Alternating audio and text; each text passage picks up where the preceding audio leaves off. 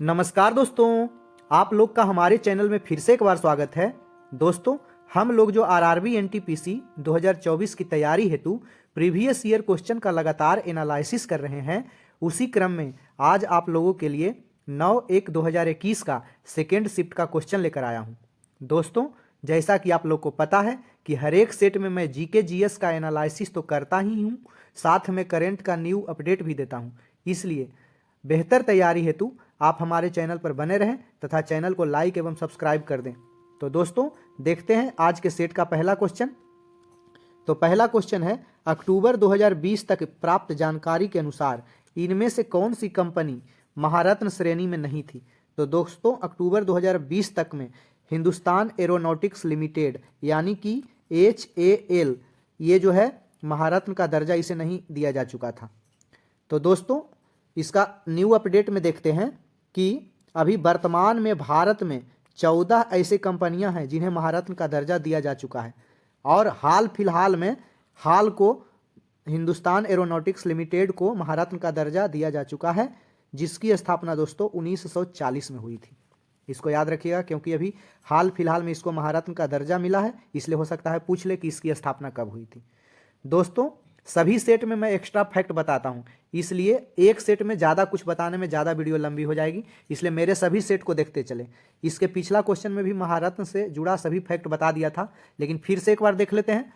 महारत्न का बेसिक समझते हैं। तो दोस्तों, जितने भी CPSC हुआ करती है दोस्तों, उन्हें भारत सरकार उनके कार्य क्षमता के अनुसार विभिन्न श्रेणियों का दर्जा दिया जाता है। जैसे CPSC मतलब होता है central public sector enterprises.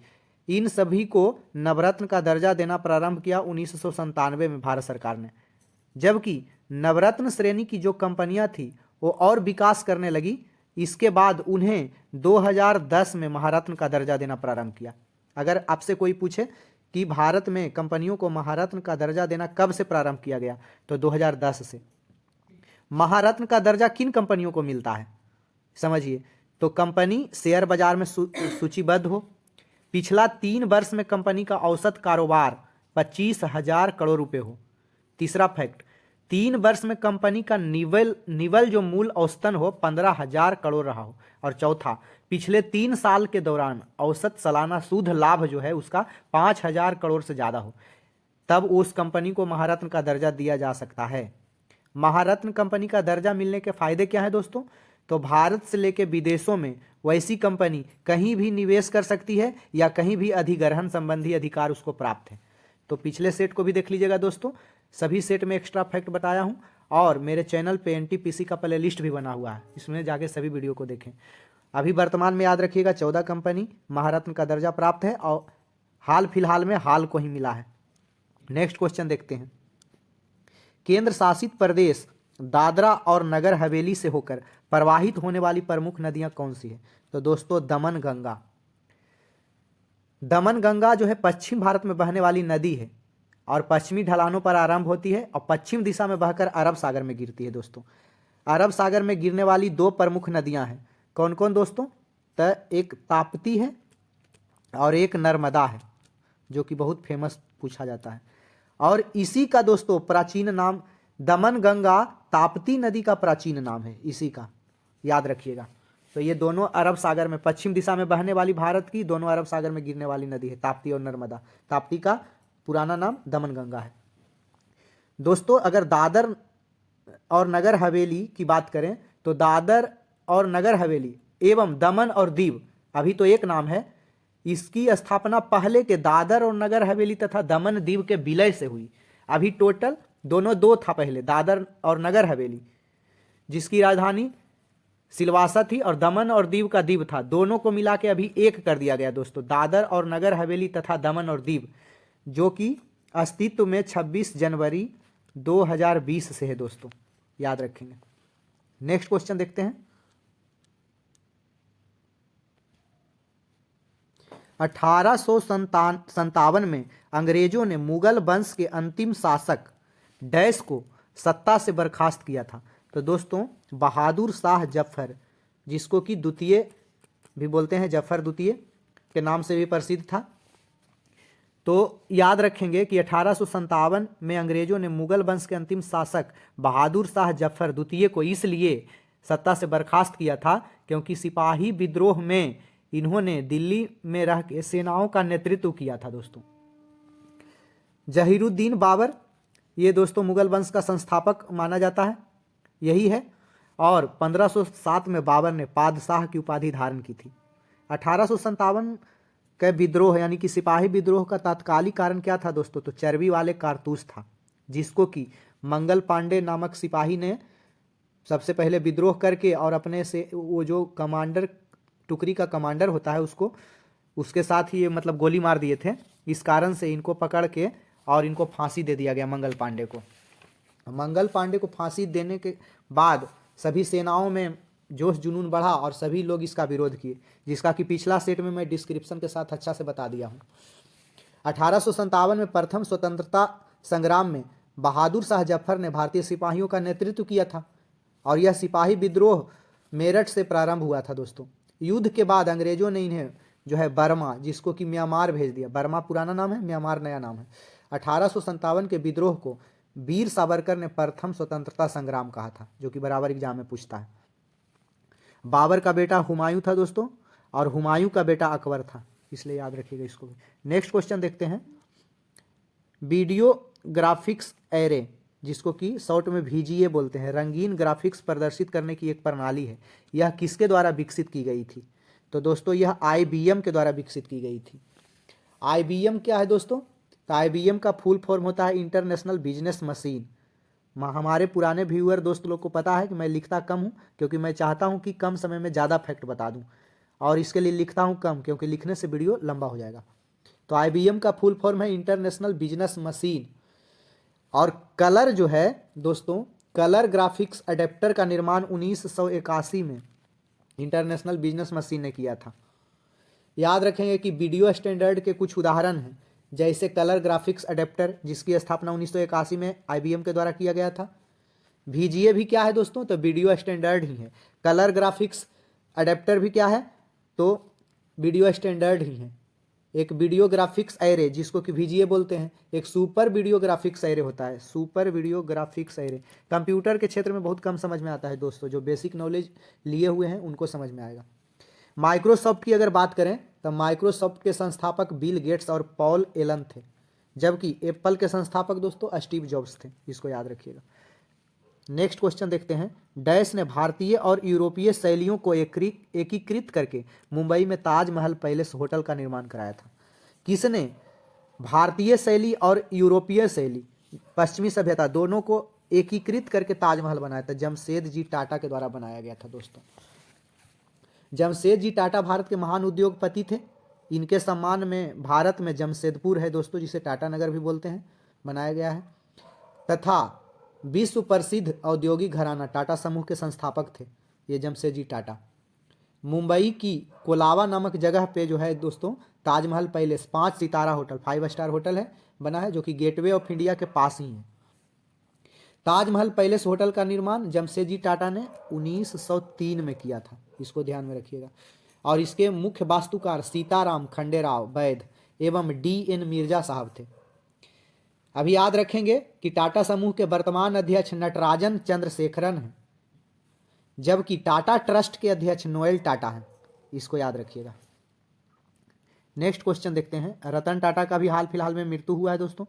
Delhi metro के पहले कॉरिडोर का उद्घाटन किसने किया था? तो दिल्ली मेट्रो के पहले कॉरिडोर का उद्घाटन अटल बिहारी वाजपेयी के द्वारा किया गया था दोस्तों। क्यों? यह 24 दिसंबर 2002। मेट्रो की शुरुआत कलकत्ता में हुई थी भारत में दोस्तों, याद रखिएगा, जबकि दिल्ली में 2002 में 30 हजारी लाइन से शुरू हुआ था। अच्छा, आगे याद रखेंगे कि भारत में मेट्रो मैन ऑफ इंडिया किसे कहा जाता है? तो E श्रीधरन को कहा जाता है। श्रीधरन जो इंजीनियर थे उनको मेट्रो मैन ऑफ इंडिया कहा जाता है। जबकि मनमोहन सिंह का भी वर्तमान में निधन हो गया है। मनमोहन सिंह भारत के 13वें प्रधानमंत्री थे तथा RBI के पूर्व गवर्नर और भारत में उदारीकरण के जनक भी कहे जाते हैं, तो इसको याद रखिएगा। E Sreedharan metro man of India कहे जाते हैं। नेक्स्ट क्वेश्चन देखते हैं। इनमें से कौन भारत के एक राज्य के मुख्यमंत्री होने के साथ साथ एक सुप्रतिष्ठित आयोग के अध्यक्ष भी थे? तो बिंदेश्वरी प्रसाद मंडल है दोस्तों। बिंदेश्वरी प्रसाद मंडल एक भारतीय राजनेता थे जो भारतीय संसद के सदस्य थे, बिहार के मुख्यमंत्री एवं मंडल आयोग में कौन दोस्तों?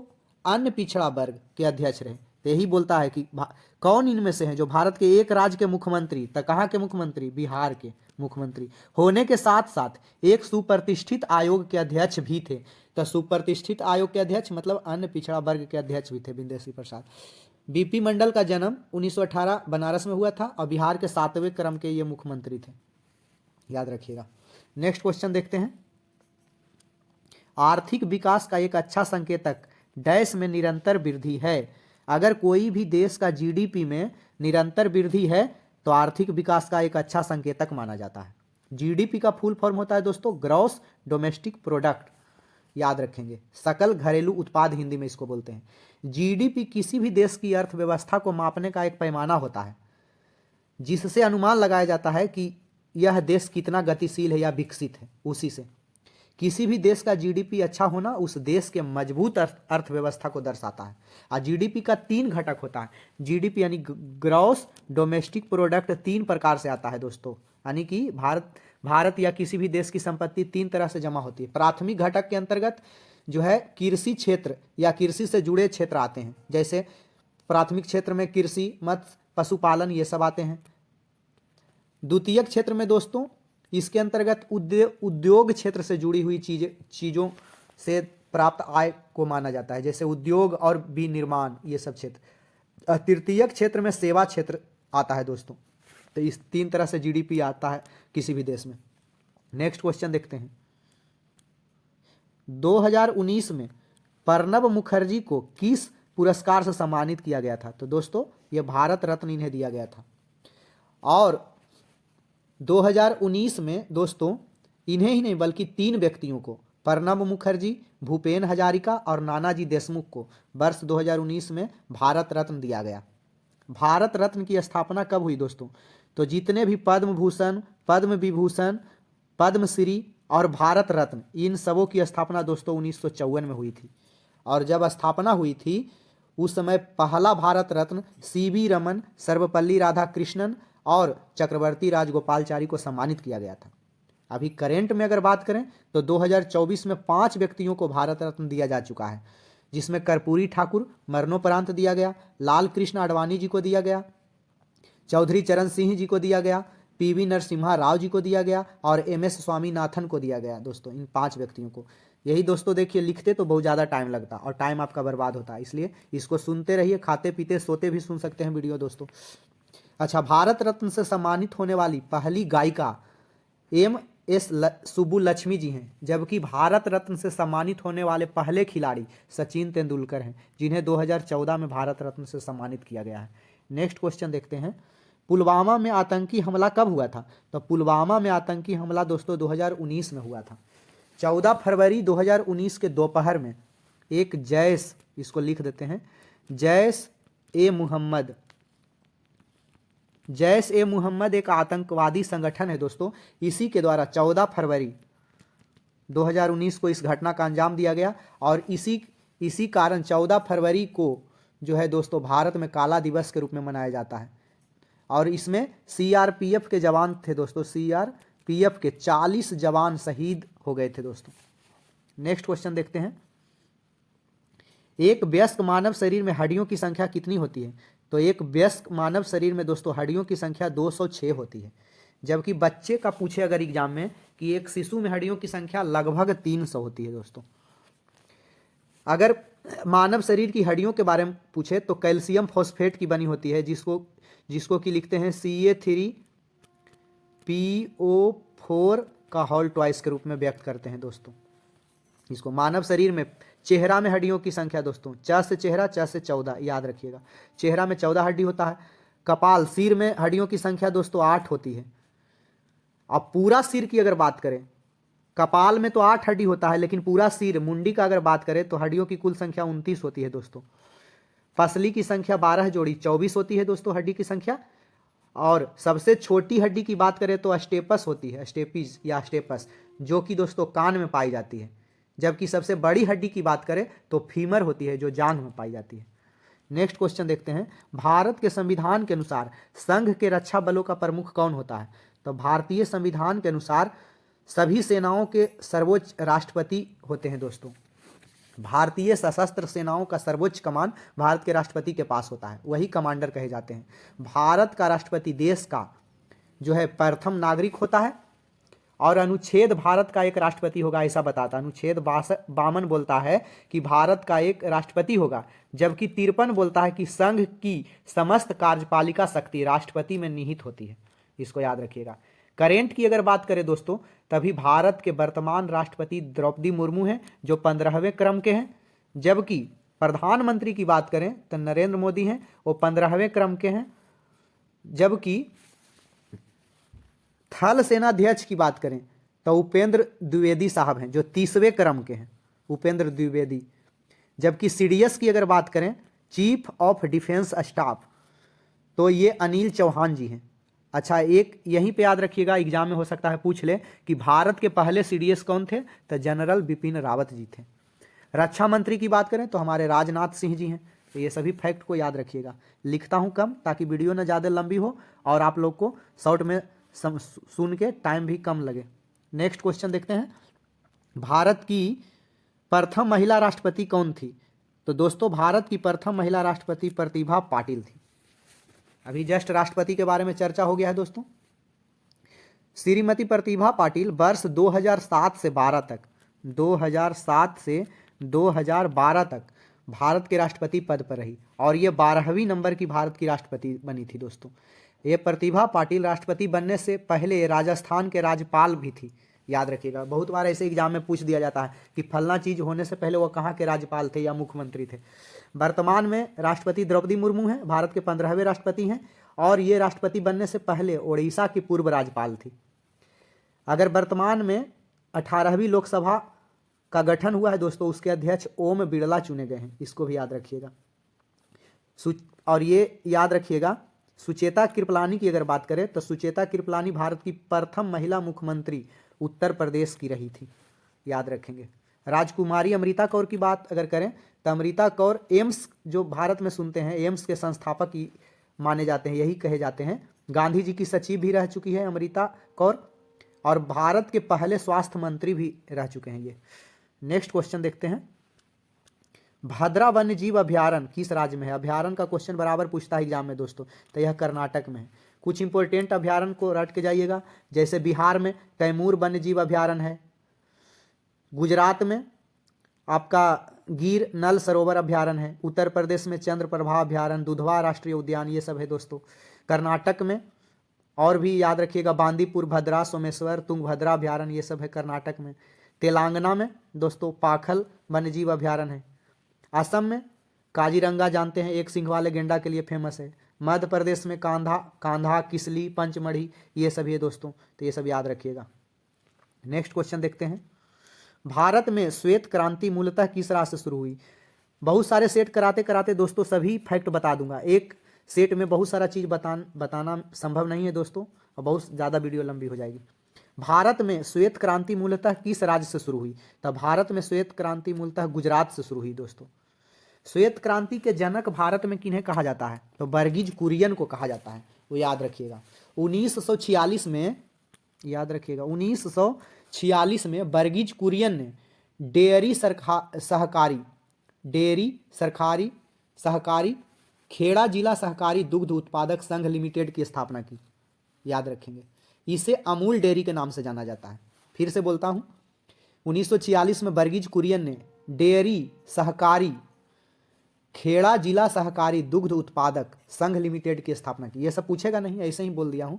इसे अमूल डेयरी के नाम से जाना जाता है। प्रति वर्ष 1 जून को, याद रखेंगे, ये पक्का याद रखिएगा, 1 जून को विश्व दुग्ध दिवस मनाया जाता है, और 26 नवंबर को राष्ट्रीय दुग्ध दिवस मनाया जाता है, इसलिए याद रखेंगे। क्रांतियां बहुत सारी पूछी जाती है एग्जाम में, जैसे पीली क्रांति तिलहन उत्पादन से, हरित क्रांति फसल उत्पादन से, जितना भी फसल हुआ दोस्तों, काली क्रांति पेट्रोलियम उत्पादन से, नीली क्रांति मछली उत्पादन से। हरित क्रांति मूलतः हरित क्रांति में फसल उत्पादन से तो संबंधित है ही दोस्तों, लेकिन मूलतः ज़्यादा वृद्धि देखा गया दोस्तों उसमें गेहूं में, तो इसको भी एग्जाम में पूछता है।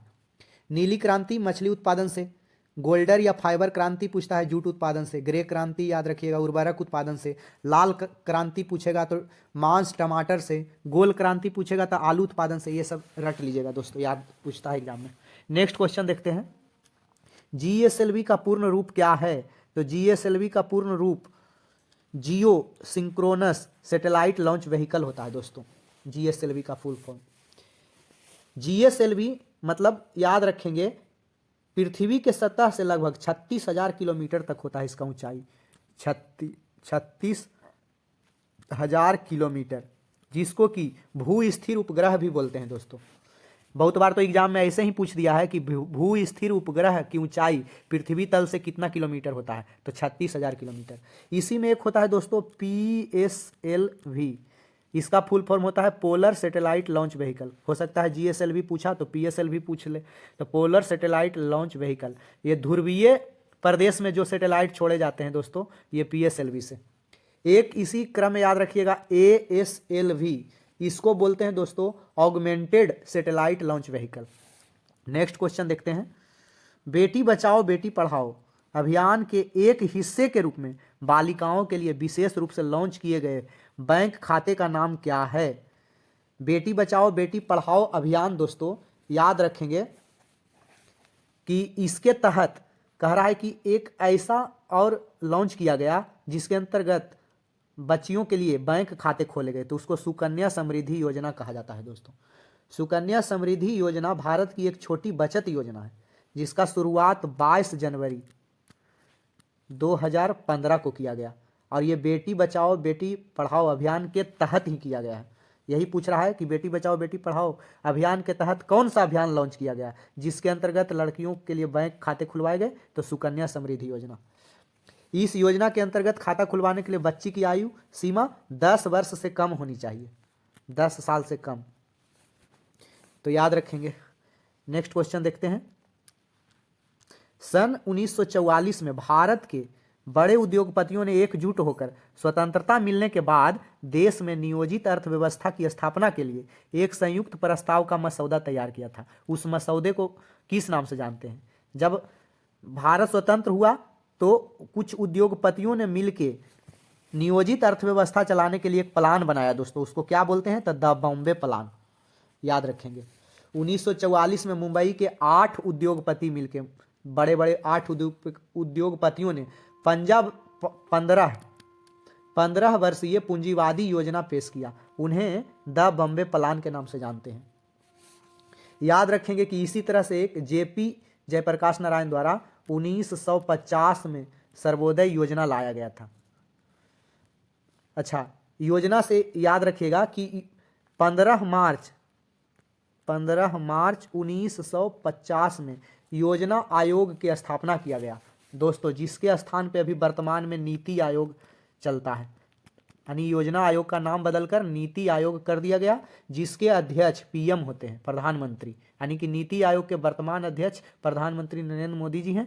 नीति आयोग का फुल फॉर्म होता है national institution for transforming India. Next question देखते हैं दोस्तों, डैश की हिंसक घटना के बाद गांधी जी द्वारा असहयोग आंदोलन वापस ले लिया गया। किस घटना के बाद गांधी जी द्वारा असहयोग आंदोलन वापस ले लिया गया? तो चौरी चौरा घटना के बाद। याद रखेंगे 1 अगस्त 1920 को 1 अगस्त 1920 को औपचारिक रूप से असहयोग आंदोलन शुरू किया गया, और मोहम्मद अली पहले नेता थे जिन्हें सर्वप्रथम असहयोग आंदोलन में गिरफ्तार किया गया था। यह भी एग्जाम में पूछता है। दिसंबर 1921 में अहमदाबाद में कांग्रेस का अधिवेशन हुआ। यहां पर असहयोग आंदोलन को तीव्र करने एवं सविनय अवज्ञा आंदोलन चलाने की योजना बनी, और इसी बीच जब पूरा योजना बन रहा था तो 5 फरवरी 1922 को गोरखपुर जिले के चौरा चौरी नामक जगह पर पुलिस ने जबरन एक जुलूस को रोकना चाहा। इसलिए जनता क्रोध में आकर थाने में आग लगा दिया, और उसके बाद आग लगने के बाद थानेदार और उसका 21 सहयोगी सिपाही, यानी कि टोटल 22 लोगों की मृत्यु हो गई। इसी कारण से 12 फरवरी 1922 को गांधी जी ने असहयोग आंदोलन स्थगित कर दिया। रॉलेट एक्ट दोस्तों 1919 में आया, इसको याद रखेंगे। भारत छोड़ो आंदोलन 1942 में प्रारंभ हुआ, याद रखेंगे। नेक्स्ट क्वेश्चन देखते हैं। इस ब्रह्मांड में मौजूद प्रत्येक वस्तु जो पदार्थ से निर्मित है उसे वैज्ञानिक ने क्या नाम दिया? तो द्रव्य दिया नाम दोस्तों। ये द्रव में अंतर, ये द्रव मतलब पदार्थ होता है, ये द्रव मतलब लिक्विड होता है दोस्तों, पानी जैसा। तो याद रखेंगे कि पदार्थ किसे कहते हैं, मैटर किसे कहते हैं? वह वस्तु जिसका द्रव्यमान, आयतन, कठोरता, घनत्व जिसे हमारे ज्ञानेंद्रिय द्वारा अनुभव किया जा सकता है वह पदार्थ कहलाता है। ऐसे हम लोग छोटे में पढ़े थे, दुनिया का वैसा चीज जो स्थान घेरता हो, जिसमें द्रव्यमान हो, भार हो, ये सब पदार्थ कहलाते हैं। तो इसी पदार्थ भौतिक वर्गीकरण के आधार पर 5 प्रकार के होते हैं। ठोस, जिसका कि आकार एवं आयतन निश्चित होता है, पहला ठोस हो गया। उसके बाद हो गया दूसरा दोस्तों द्रव हो गया, जिसका आकार अनिश्चित और आयतन निश्चित होता है। तीसरा इंपॉर्टेंट है दोस्तों गैस, इसका आकार आयतन दोनों अनिश्चित होता है। चौथा बोला गया है दोस्तों प्लाज्मा को, यह उच्च तापमान पर पाया जाता है, इसमें पदार्थ आयन के रूप में रहते हैं। अब पांचवा को बोला गया है बोस आइंस्टाइन कंडेंसेट, यह निम्न तापमान पर पाए जाने वाले पदार्थ की अवस्था है, इसमें पदार्थ है बोसोन के रूप में, बोसोन कण के रूप में रहता है। तो ये 5 पदार्थ की 5 अवस्था है दोस्तों। बहुत बार एग्जाम में पूछता है पदार्थ की चौथी अवस्था क्या है, तो प्लाज्मा, 5वीं अवस्था Bose Einstein condensate. Next question देखते हैं। डैश भारत का पहला संरक्षित वन है? तो दोस्तों सतपुड़ा राष्ट्रीय उद्यान भारत का पहला संरक्षित वन है। सतपुड़ा राष्ट्रीय उद्यान मध्य प्रदेश राज्य के अंतर्गत होशंगाबाद जिले में है दोस्तों, तो इसको याद रखिएगा। अब गिर राष्ट्रीय उद्यान, गिर राष्ट्रीय उद्यान बाघ संरक्षित यहाँ होता है दोस्तों, और एशियाई बब्बर शेर के लिए प्रसिद्ध है, यह गिर गुजरात में है दोस्तों, याद रखिएगा। जिम कार्बेट राष्ट्रीय उद्यान की बात करें तो यह भारत का पहला राष्ट्रीय उद्यान है, इसको याद रखिएगा। इसको पहले हेली नेशनल पार्क के भी नाम से भी जानते थे, तो ये भी एग्जाम में पूछता है। और यह उत्तराखंड में स्थित है। रणथंभौर तो जानते ही होंगे, राजस्थान में स्थित है दोस्तों। नेक्स्ट क्वेश्चन देखते हैं। डैश 1945 में यूएन को लीग ऑफ नेशंस के उत्तराधिकारी के रूप में स्थापित किया गया था। किसको? तो द्वितीय विश्व युद्ध के तुरंत बाद 1945 में यूनाइटेड नेशन को लीग ऑफ नेशन के उत्तराधिकारी के रूप में स्थापित किया गया था। यूएन की स्थापना की अगर बात करें तो बहुत बार सबसेट में बताए हैं, 24 अक्टूबर 1945 को हुआ था दोस्तों यूनाइटेड नेशन की स्थापना। यूएन की स्थापना का उद्देश्य क्या था कि भविष्य में द्वितीय युद्ध विश्व जैसा विभीषिका का सामना विश्व को फिर से नहीं करना पड़े। जैसे पहला विश्व युद्ध हो गया, दूसरा विश्व युद्ध हो गया, तो भविष्य में अगर कोई और भयानक विश्व युद्ध ना हो, इसके लिए जो है यूनाइटेड नेशन को जो है स्थापना किया गया दोस्तों। यूएन के जनक के तौर पर अमेरिका के फ्रैंकलिन डी रूजवेल्ट को माना जाता है। कहेंगे यूनाइटेड नेशन के जनक किन्हें कहा जाता है? तो फ्रैंकलिन डी रूजवेल्ट, अमेरिका के। यूएन के 6 प्रमुख अंग हैं, जो कि पिछला सेट में हम करवा दिए हैं 2-3 सेट पहले। प्रथम विश्व युद्ध के बाद राष्ट्रसंघ की स्थापना हुई थी, याद रखेंगे। प्रथम विश्व युद्ध के बाद राष्ट्रसंघ की स्थापना 10 जनवरी 1920 को हुई थी, और द्वितीय विश्व युद्ध के बाद संयुक्त राष्ट्र की स्थापना हुई थी। अच्छा, इसके संयुक्त राष्ट्र के जो है जनक फ्रैंकलिन डी रूजवेल्ट को कहा जाता है, जबकि राष्ट्रसंघ का जनक विल्सन वुडरो को कहा जाता है दोस्तों, याद रखेंगे। द्वितीय विश्व युद्ध का एक कारण राष्ट्रसंघ की असफलता को भी माना जाता है, कि अगर राष्ट्रसंघ असफल नहीं होता तो द्वितीय विश्व युद्ध नहीं होता और यूनाइटेड नेशन का स्थापना भी नहीं होता। नेक्स्ट क्वेश्चन देखते हैं। OCR का पूर्ण रूप क्या है? OCR का पूर्ण रूप है ऑप्टिकल कैरेक्टर रिकॉग्निशन। दोस्तों एक बार में नहीं समझ में आता है तो फिर से बैक होकर समझिएगा दोस्तों, क्योंकि समझना बहुत जरूरी है, इसलिए मैं डिटेल बताता हूं। नहीं समझ में आता तो फिर से बैक होकर समझिए ताकि नॉलेज बढ़िया से मिले। OCR का पूर्ण रूप है ऑप्टिकल कैरेक्टर रिकॉग्निशन। बहुत बार कंप्यूटर से जुड़े फुल फॉर्म पूछते हैं दोस्तों, जो कि हर एक सेट में 1-2 करवाया हूं। उसी तरह से एक और पूछता है, पहले हम लोग एग्जाम देते थे तो OMR सीट आता था दोस्तों। OMR सीट, हालांकि अब तो देते हैं एग्जाम, तो अब तो OMR सीट नहीं मिलता है। अब मिलता है, मान लीजिए दोस्तों, जहाँ पे व्यवस्था कंप्यूटर का नहीं होता है, वैसे वैसे एग्जाम में आज भी OMR सीट दिया जाता है। इसका फुल फॉर्म एग्जाम में पूछता है, ऑप्टिकल मार्क रीडर होता है एक। उसी तरह से OOP, इसका पूर्ण रूप है ऑब्जेक्ट ओरिएंटेड प्रोग्रामिंग, जबकि OSS इसको याद रखिएगा open source software. Next question देखते हैं। नमक आंदोलन कम से कम 3 कारणों से उल्लेखनीय था, निम्नलिखित में से कौन सा उनमें से एक नहीं था। नमक आंदोलन की कह रहा है कि 3 कारण से हुआ, तो कौन कारण से हुआ और इनमें से कौन एक कारण नहीं था कि नमक आंदोलन होगा। तब पहला राष्ट्रवादी गतिविधि थी जिसमें महिलाओं ने बड़ी संख्या में भाग लिया था, तब बिल्कुल सही है, इसलिए नमक आंदोलन में इस मदद मिला दोस्तों। इससे महात्मा गांधी को विश्व स्तर पर पहचान मिली, बिल्कुल सही है दोस्तों। और इस आंदोलन से अंग्रेजों को यह महसूस होने लगा था कि उनका शासन हमेशा के लिए नहीं रहेगा, यह भी सही है। लेकिन भारत की युवा आबादी स्कूलों में जाने लगी, इससे नमक आंदोलन होने का कोई तात्पर्य नहीं बनता है। भारत की युवा आबादी स्कूल जाने लगी तो और अच्छा बात होता, ऐसा होता तब तो नमक आंदोलन होता ही नहीं, इसलिए ये गलत है, बाकी तीनों सही है। लेकिन पूछ रहा है हमें क्वेश्चन में कि कौन नहीं था, तो नहीं ये था, इसलिए आंसर ये सही होगा। ऑप्शन सही 1 2 3 है, लेकिन चुनने के लिए गलती वाला बोल रहा था, इसलिए गलत को हम सही चुनेंगे। नेक्स्ट क्वेश्चन देखते हैं। किस प्रकार के कोयले में कार्बन की प्रतिशत मात्रा सर्वाधिक होती है। तो दोस्तों एंथ्रासाइट में प्रतिशत मात्रा सर्वाधिक होती है दोस्तों।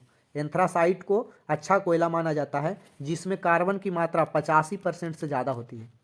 जबकि बिटुमिनस कोयला की अगर बात करें तो बिटुमिनस कोयला में 70 से लेके 85% होती है, और ये 85% से भी ज़्यादा होती है इसमें कार्बन की मात्रा। लिग्नाइट की अगर बात करें तो लिग्नाइट कोयला में कार्बन की मात्रा 65 से 70% तक होती है दोस्तों। जबकि पीट कोयला को घटिया कोयला की श्रेणी में भी रखा जाता है और इसमें कार्बन की मात्रा 50 से लेकर 60% होती है दोस्तों, तो इसको याद रखिएगा। नेक्स्ट क्वेश्चन देखते हैं। किस सिख गुरु के निमंत्रण पर सूफी संत हजरत मियाँ मीर ने अमृतसर में स्वर्ण मंदिर, जिसका कि नाम है श्री हरमंदिर साहब, का आधारशिला रखी। तो श्री गुरु अर्जुन देव जी, जो कि सिखों के 5वें गुरु थे, याद रखेंगे। सिखों के पहले गुरु थे कौन दोस्तों? गुरु नानक साहब। गुरु नानक साहब जो थे वो सिखों के पहले गुरु थे।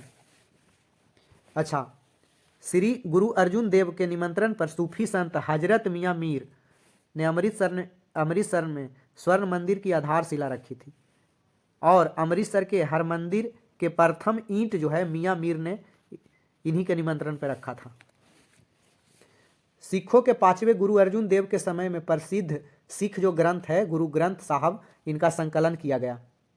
अमृतसर के प्रसिद्ध स्वर्ण मंदिर का निर्माण इन्हीं के समय में हुआ, जिसके लिए सम्राट अकबर ने जमीन जो है दान दिया था। लगभग ऐसे कहा जाता है कि 500 बीघा जमीन दान में दिया था दोस्तों। गुरु गोविंद सिंह ने पाहुल प्रणाली को आरंभ किया और खालसा पंथ की स्थापना भी गुरु गोविंद सिंह ने 1699 ईस्वी में किया था। नेक्स्ट क्वेश्चन देखते हैं। संयुक्त राज्य अमेरिका का कौन सा राज्य पहले रूस का भाग था? तो अलास्का जो है दोस्तों पहले रूस का भाग था।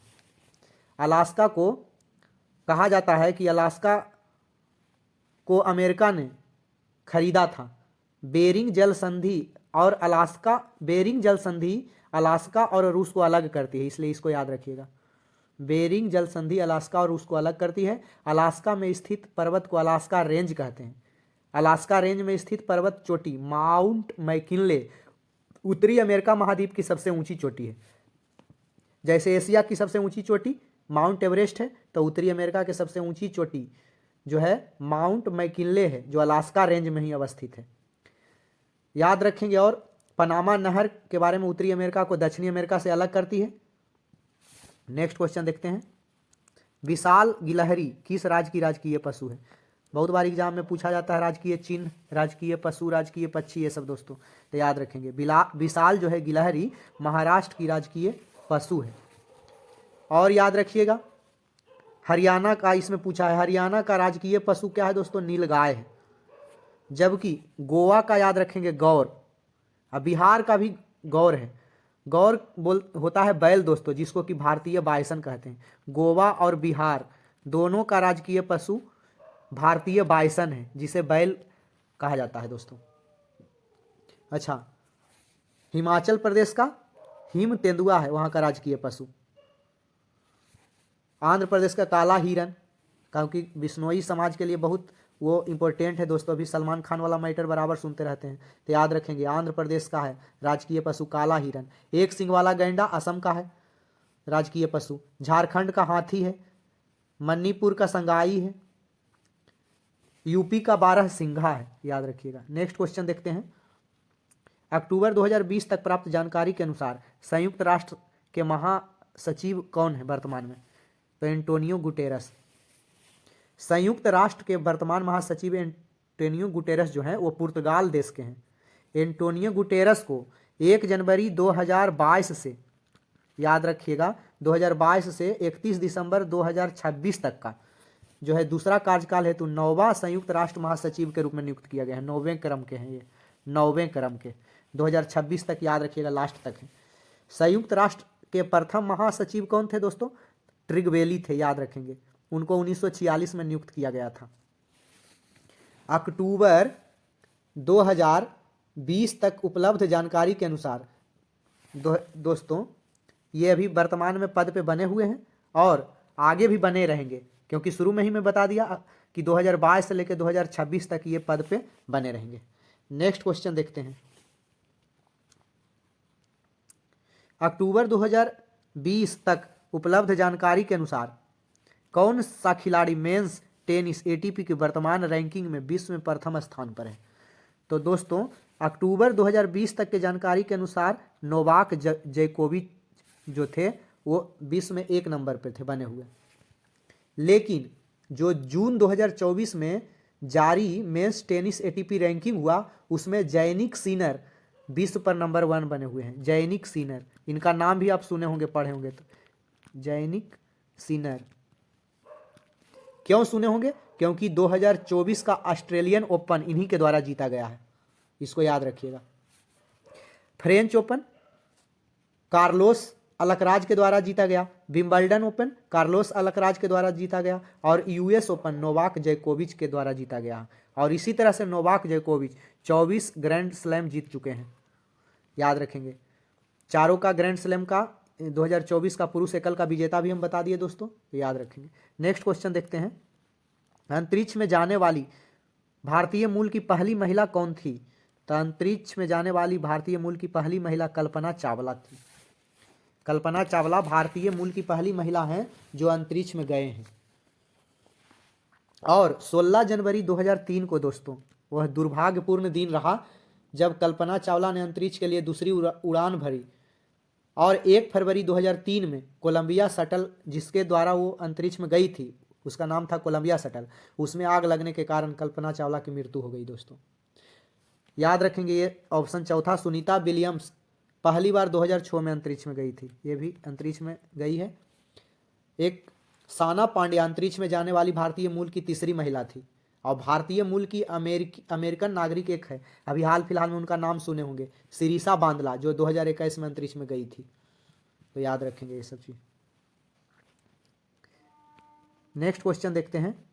निम्न में से कौन सी 1973 से भारत में बाघों की आबादी को व्यवहार स्तर पर बनाए रखने के लिए भारत सरकार द्वारा संचालित योजना है? यानी 1973 में बाघ को बचाए रखने के लिए कौन योजना भारत सरकार चला रही थी? प्रोजेक्ट टाइगर 1973 से चालू है दोस्तों। अंतर्राष्ट्रीय बाघ दिवस की अगर बात करें तो याद रखिएगा 29 जुलाई को अंतर्राष्ट्रीय बाघ दिवस मनाया जाता है। और भारत वैश्विक स्तर पर बाघों की 70% से ज़्यादा आबादी का घर है, यानी कि भारत में दुनिया का 70% से अधिक बाघ रहते हैं। भारत में सबसे अधिक बाघ, जिसको कि टाइगर स्टेट बोलते हैं, मध्य प्रदेश को, जबकि एक व्यक्ति का नाम है कैलाश सांखला, उनको टाइगर मैन ऑफ इंडिया भी कहा जाता है। नेक्स्ट क्वेश्चन देखते हैं।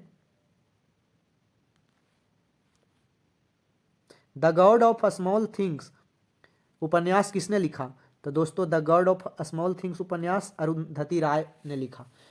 बराबर कुछ प्रसिद्ध जो होते हैं लेखक, उनका बुक पूछते रहता है, जैसे सलमान रश्दी का पूछता है मिडनाइट चिल्ड्रेन किसने लिखा? तो सलमान रश्दी। अभी चेतन भगत का बुक पर तो बहुत सारा फिल्म भी बन चुका है दोस्तों। अभी हाल फिलहाल में याद रखेंगे कि एग्जाम वॉरियर लॉन्च किया गया था नरेंद्र मोदी के द्वारा। क्रिकेट द्रोण जतिन परांजपे और आनंद बसु के द्वारा लिखा गया है। The story of my life उसे हेलेन केलर ने लिखा है। A song of India Ruskin bond ने लिखा है। तो याद रखिएगा। मेरा युद्ध कैंसर विरुद्ध डॉक्टर जसवंत राठी ने लिखा है। तो ये सब याद रखिएगा। नेक्स्ट क्वेश्चन देखते हैं।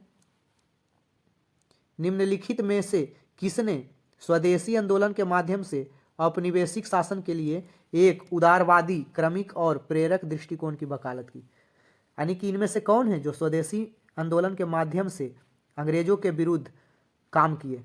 तो गोपाल कृष्ण गोखले। किस रूप में? तो एक उदारवादी, क्रमिक और प्रेरक दृष्टिकोण के रूप में किए। गोपाल कृष्ण गोखले अंग्रेजी साप्ताहिक समाचार पत्र द हितवाद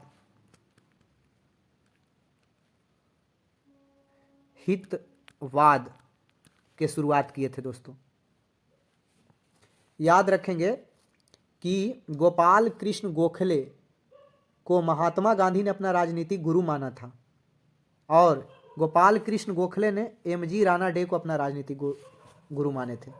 महात्मा गांधी ने गुजराती भाषा में गोपाल कृष्ण गोखले को समर्पित एक पुस्तक भी लिखे। उसका टाइटल दिए थे उन्होंने धर्मात्मा गोखले। याद रखिएगा। और गोखले ने 1908 में Rana day institute of economics की स्थापना किए थे, क्योंकि ये गोविंद राणा डे को अपना गुरु मानते थे गोपाल कृष्ण गोखले, इसलिए उन्हीं के नाम पे एक Rana day institute of economics की स्थापना किए थे। नेक्स्ट क्वेश्चन देखते हैं। अच्छा, और इसमें ऑप्शन में देखिए दोस्तों, तो ये तो जानते होंगे, एग्जाम में बराबर पूछता है। लाल बाल पाल, तो लाला लाजपत राय लाल से कहा जाता है, बाल से बाल गंगाधर तिलक और पाल से बिपिन चंद्र पाल। ये तिकड़ी जोड़ी तीनों गरम दल के प्रमुख नेता कहे जाते हैं। नेक्स्ट क्वेश्चन देखते हैं। छुई मुई पौधे का वैज्ञानिक नाम क्या है? तो छुई मुई पौधे का वैज्ञानिक नाम मिमोसा पुडिका है दोस्तों। बराबर एग्जाम में पूछता है वैज्ञानिक नाम बहुत सारे का, जैसे मनुष्य का होमोसेपियंस, मेढक का राना टिग्रीना, बिल्ली का फेलिस डोमेस्टिका, गाय का बोस इंडिकस, मक्खी का मुस्का डोमेस्टिका, आम का मैंगी फेरा इंडिका, गेहूं का टिटिकम एस्टिबिम और सेब का मेलस डोमेस्टिका। ये सब याद रखिएगा, एग्जाम में पूछता है। नेक्स्ट क्वेश्चन देखते हैं। 1 किलो बाइट में कितने बाइट होते हैं? कंप्यूटर से रिलेटेड 1-2 क्वेश्चन आता है दोस्तों, तो इसको बेसिक से समझते हैं हम लोग। पहले याद रखिएगा, एक बीट, कंप्यूटर के सबसे छोटा इकाई एक बीट कहलाता है दोस्तों। एक बीट, बीट कैसे बनता है? तो बाइनरी संख्या से, जिसमें 0 और 1 होते हैं दोस्तों। कंप्यूटर इसी भाषा को पढ़ता है, 0 और 1 को, इसको एक बीट बोलते हैं। 4 बीट बराबर दोस्तों 1 निब्बल होता है, जो कि एग्जाम में पूछा हुआ है, 1 निब्बल। जबकि 8 बीट बराबर होता है दोस्तों 1 बाइट। याद रखेंगे, 1024 बाइट बराबर 1 किलो बाइट होता है, 1 केबी। 1024 केबी बराबर दोस्तों 1 एमबी होता है। एमबी का मतलब मेगाबाइट। फिर 1024 एमबी, सुन लीजिए, 1024 एमबी बराबर 1 जीबी, गीगाबाइट। 1024 जीबी बराबर 1 टीबी, टेराबाइट। 1024 टीबी बराबर 1 पीबी, पेटाबाइट। 1024 पीबी बराबर 1 ईबी, एक्साबाइट। ये सब होते हैं दोस्तों। नेक्स्ट क्वेश्चन देखते हैं। मादा एनोफिलीज मच्छर इनमें से किस रोग का वाहक है? तो मादा एनोफिलीज मच्छर से मलेरिया होता है दोस्तों। मादा एनोफिलीज मच्छर से मलेरिया होता है और यह प्रोटोजोआ या प्लाज्मोडियम के कारण होता है। इसमें जाड़ा लगता है दोस्तों, ठंड पूरा लगता है और ज्वर आता है उसमें।